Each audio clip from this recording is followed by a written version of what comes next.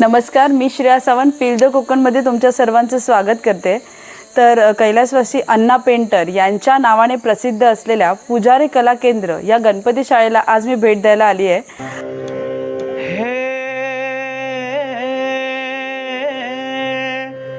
गजानना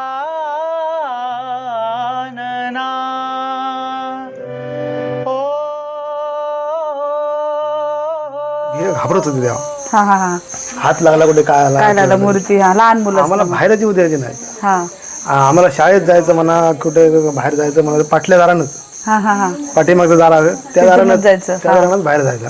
हां मग मनात राग तो होता, हां तर करायचं काय? हां मग हळूहळू थोडी थोडी माती घेऊन जायची। मी पाठीमागितल्या आतमधल्या खोलीत हां मी त्यावेळी 7वीत होतो। हां त्यावेळी 7वीत असताना मग आतमध्ये घेऊन हिंचीत माती चोरून न्यायची। हां दुपारी झोपले गेले की लाईट बिट नाही लावायची, हां रॉकेलचा बत्तीचा दिवा हां ते त्याच्यात त्यातलं लावून मग तो मी म्हणजे माझ्या मनापासून बनवला गणपती।